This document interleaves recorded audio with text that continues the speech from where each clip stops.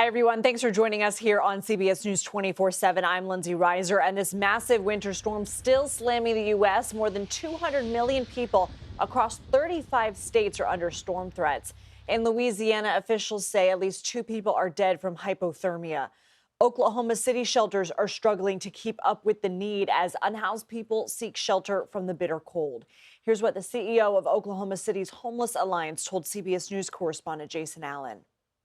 We are packed beyond capacity. It's a 300-bed shelter, and we are well over that number and have been for the last several days. We have people in every bed, on mats, just wherever we can fit people inside to keep them warm. We've been, again, prepping our staff for the last really over a week since we knew this was coming, making sure that we had enough people who are able to come in, enough people who are able to get a ride into work. We even have some staff staying overnight in our facilities to make sure that they're here, so we have enough people to prepare meals, staff our facilities, things like that. And you are seeing video right now from parts of Long Island, New York, where a lot of snow fell. The streets barely visible, people plowing, trying to get rid of that all day. A winter storm warning is in effect in Long Island and across parts of the tri-state area until tomorrow afternoon. People in Fort Worth, Texas are trying to make the best of the storm. Some folks have turned the slippery streets into an opportunity to ski. Of course, snowfall there, not a typical occurrence. And you can see on our live radar how widespread this storm is. CBS News Chicago meteorologist David Yeomans has the forecast.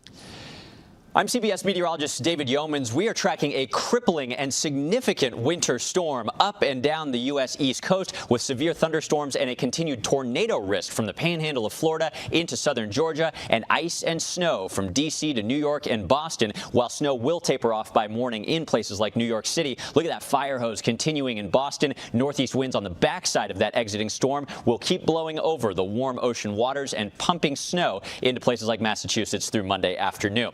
Some of the hardest hit cities do include New York City and Boston. Winter storm warnings are in effect for both areas. In New York City through Monday, we expect 8 to 12 inches of snow, transitioning to some sleet and even freezing rain and ice as the system winds down. Through Monday evening, 1 to 2 feet of snow possible in Boston, higher amounts inland and including in upstate New York. On the southern end of this historic winter storm, the Arctic air is a little shallower, so we might see something falling as rain, freezing on contact. That's freezing rain and ice, and that's a big concern with Washington, D.C., Norfolk, and Raleigh in the accumulation areas. We have winter storm warnings in effect for much of Virginia up to D.C. for that wintry mix of precipitation. But some of the most significant impacts we see in these scenarios, it's where we have ice storm warnings. That's the case from Georgia into the southern Appalachian Mountains, up to a ½ inch of ice through tomorrow morning. That'll cause power outages and major disruption to roadways. Through 7 p.m. this evening, another ice storm warning continues in parts of Tennessee, down into northern Mississippi, up to 1 inch of ice, and this can cause prolonged power outages that could leave you cold in your house.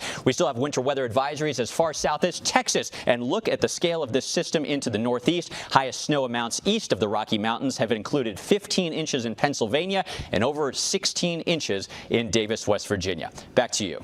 David, thank you. Nearly 1 million homes are in the dark from the winter weather. This is according to poweroutage.us.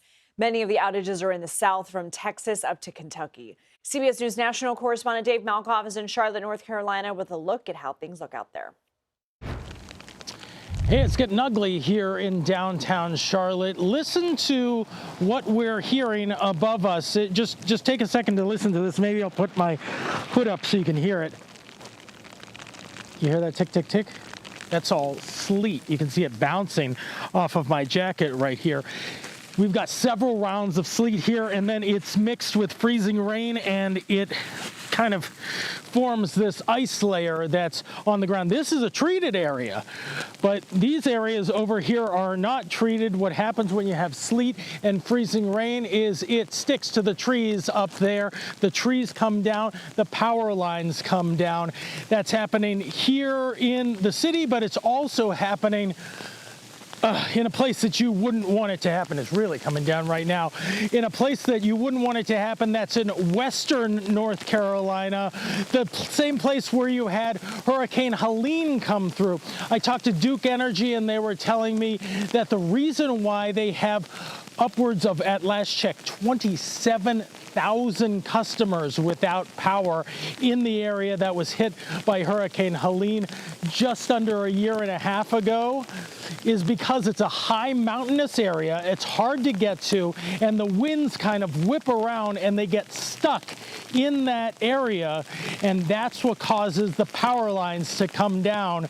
So now those people who are still in recovery mode are without power on a very, very cold weekend, and it's extending into Monday because the kids are out of school in several school districts, including here, all the way down to Atlanta.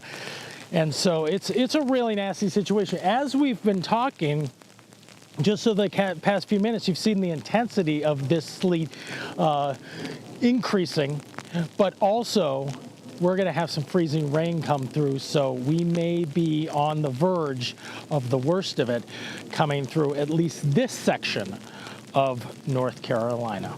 Back to you. All right, Dave Malkoff, appreciate it. This storm is bringing plenty of snow to New England today. CBS News correspondent Tom Hansen has more from Boston.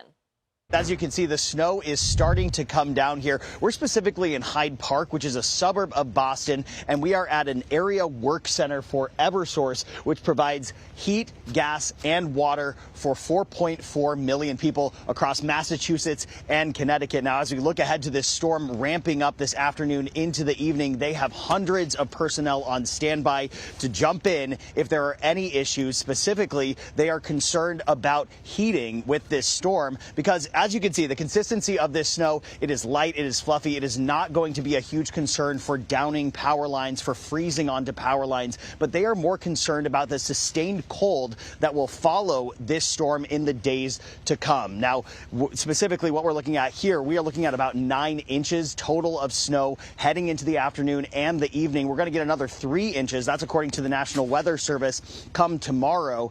And then we are going to get a lot of cold weather here. So as I mentioned, Eversource ready to jump in for any heating needs. Obviously, a lot of people rely on gas to heat their homes, and that's going to be the big concern for this storm.